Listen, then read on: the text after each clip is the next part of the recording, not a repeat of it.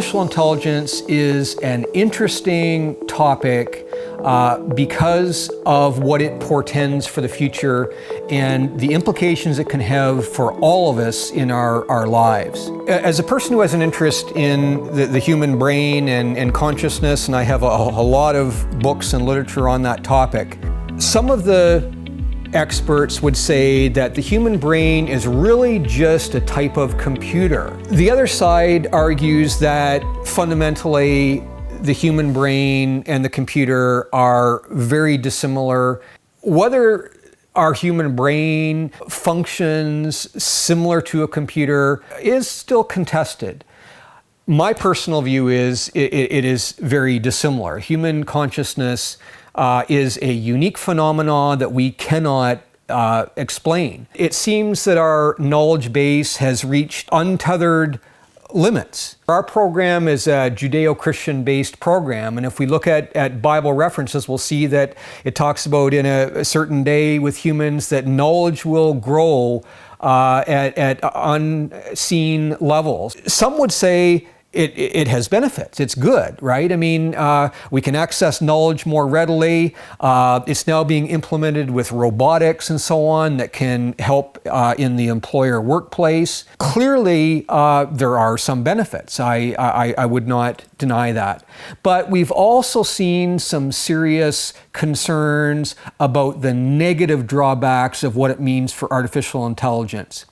And I talked about that almost 30 years ago in a book I wrote, and I want to just read an excerpt that I wrote. It goes like this.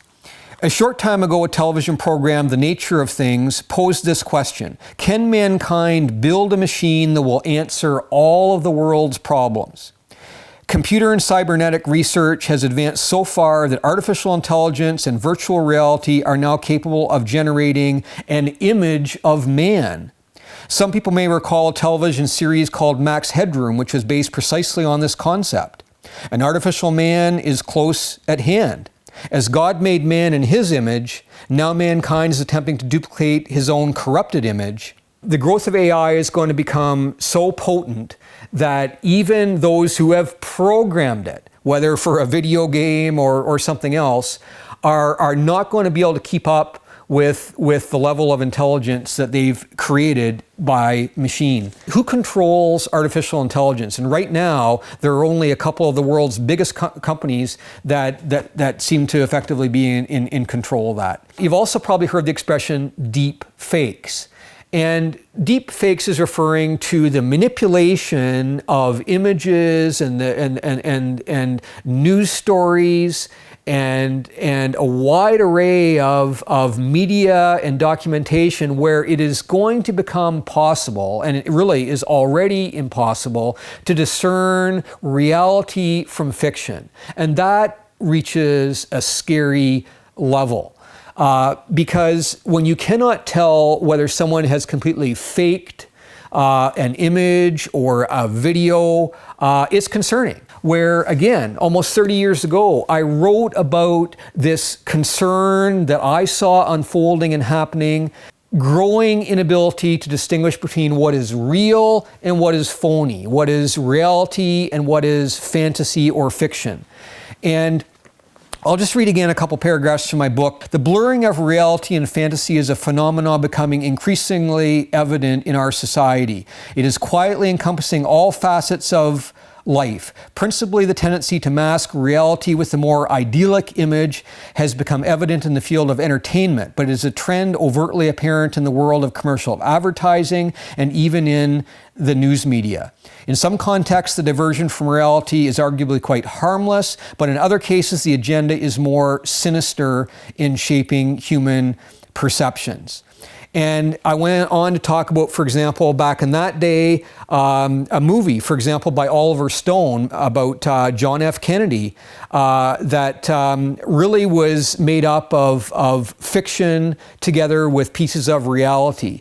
And an author who I really have a lot of respect for, John Leo, wrote about that back in the early 90s. And in 1991, I quoted an article where he talked about the growing trend towards infotainment, where made-up fictions are being thrust upon us in the entertainment industry and in other places as well of our society, where we cannot tell any longer what is real and what is fantasy, because computers can alter photos, can change videos, change documents.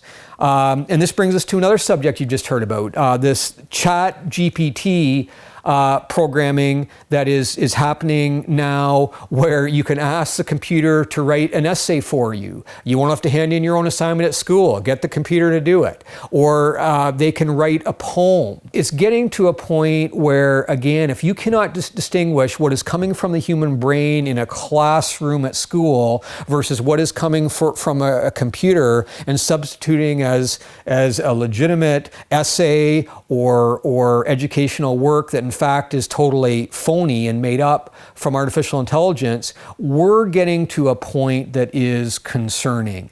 So these are some of the negative consequences that perhaps you've not thought about. And I'm only touching on some of the superficial ones.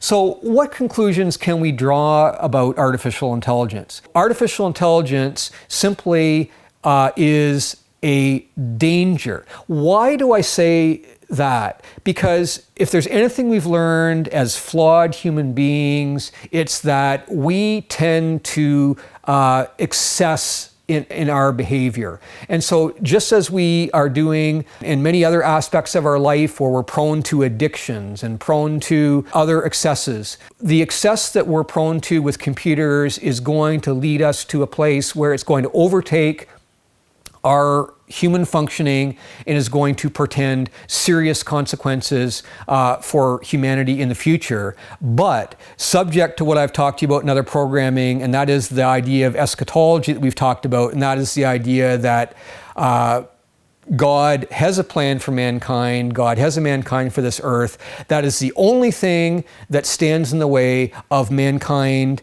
undoing himself and leading to oblivion. But we know from the eschatology that we find, talked about in the Bible, that we know where the future is going. We need not be alarmed or troubled by it, but again, we need to be vigilant as to what is going on in our world today. This has been a fairly intensive program. I hope it's been of interest to you. Thank you for listening.